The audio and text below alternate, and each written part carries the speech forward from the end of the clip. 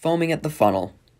There is a dairy beside Thomas's branch line, at the station where the lines divide to go either to the harbor or to the junction. Every afternoon, special tank wagons are pushed into the dairy siding. They are filled with milk, and Percy takes them to the junction on his first train every morning. Thomas explained this to Wilbert. "There's a hosepipe thing which puts the milk into the tankers," he said. "They'll be ready by the time you get there for the first train." "Sounds easy enough," said Wilbert. Thomas told him a great many other details, too. Wilbert listened carefully, trying hard to remember them all. The next day he enjoyed himself. He was a much more powerful engine than Percy, so he found that he could cope easily with Percy's trains. The trucks behaved well, too, which was a help. "He's strong, he is," they muttered to each other. "Don't upset him. You never know what he might do to get his own back."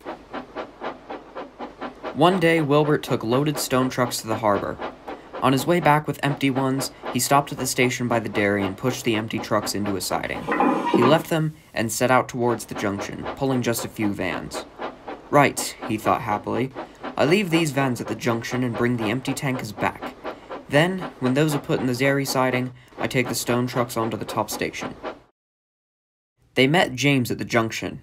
James knew who Wilbert was, of course, and asked how he was getting on. Wilbert chattered excitedly about the jobs he had been given to do that day. "Sounds as if you're enjoying yourself," James said, "but it's best to take things slowly at first," and he puffed away. Wilbert continued his journey and reached the dairy station easily, but his fireman was worried about water. "We should have filled up at the junction," he said, "but you were busy chatting to James." "Never mind, we'll get water here."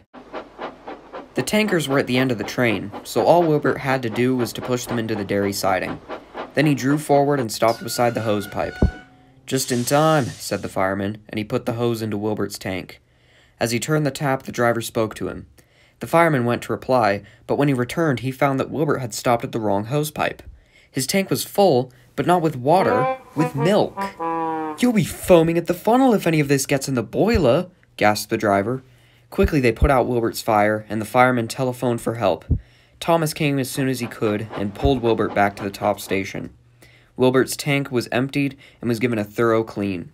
The next morning he was quite all right again. "You and Percy make a fine pair," laughed Thomas. "He had the porridge, and you had the milk."